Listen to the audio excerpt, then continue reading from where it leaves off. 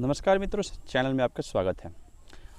आज बहुत इम्पोर्टेंट जानकारी आप सबके सामने दो ऐसी जानकारियां पैडी संबंधित या फिर किसी भी फसल संबंधित मैं बताने जा रहा हूं, तो वीडियो को स्किप नहीं करना, लास्ट तक ज़रूर देखना। यूरिया और जिंक या फिर फॉस्फेट, ये तीन चीज़ों की डिफिशियंसी मैं आपको बताऊंगा। तीन चीज़ों की कमी कैसे हम पता कर सकते हैं अगर हमारे खेत में, क्योंकि ये तीनों कंडीशन में पौधा पीला पड़ता है, लेकिन हम पता कैसे करें कि ये किस चीज़ की कमी है।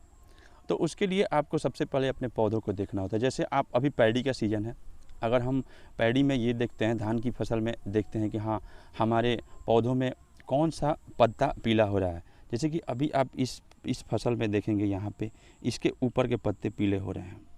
ऊपर का पत्ता ये दर्शाता है, इसके ऊपर की जो मुंडी है ये जल रही है, तो ये दर्शाता है कि कहीं ना कहीं इसमें जिंक की डिफिशियंसी है, जिंक की कमी है। तो हमें तुरंत इसमें जिंक डालनी चाहिए। साथ में इसके नए पत्ते भी हल्के पीले हो रहे हैं, तो अगर नए पत्ते पीले हो रहे हैं तो वो नए पत्ते पीले हो रहे हैं तो कहीं ना कहीं उसमें नाइट्रोजन की डिफिशियंसी है।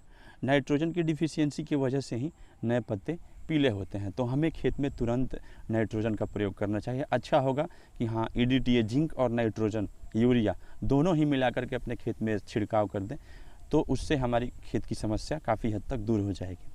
लेकिन फॉस्फेट की डिफिशियंसी यानी कि DAP, जिसको डाई मार्केट में लोग नाम से बोलते हैं, तो उसकी डिफिशियंसी हो तो उसको हम कैसे पता करेंगे।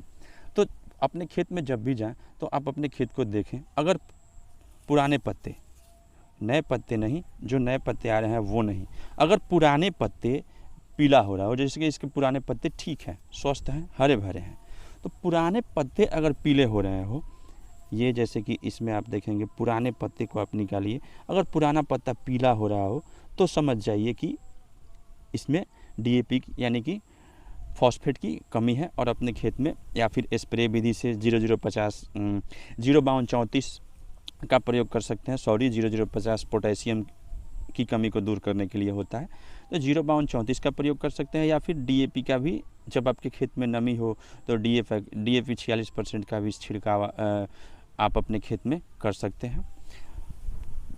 DAP और जिंक एक साथ मिलाकर के छिड़काव नहीं करनी चाहिए, क्योंकि जब जिंक और DAP आपस में मिलते हैं तो उससे होता क्या है कि जिंक का प्रभाव ख़त्म हो जाता है, वो काम नहीं करता। तो इसके लिए हमें ये सावधानी बरतनी होती है कि जब भी अपने खेत में डालें तो फॉस्फेट के साथ में जिंक का प्रयोग ना करें। हाँ, आप कर सकते हैं, अगर EDTA जिंक लेते हैं तो आप फॉस्फेट, यूरिया और जिंक तीनों एक साथ में आप प्रयोग कर सकते हैं। तो ये जानकारी कैसी लगी कमेंट करके ज़रूर बताइएगा। वीडियो को लाइक ज़रूर करिएगा, चैनल को किसान हित में ज़्यादा से ज़्यादा शेयर ज़रूर कीजिएगा, क्योंकि हम ऐसी जानकारी आप सभी के लिए लाते रहते हैं।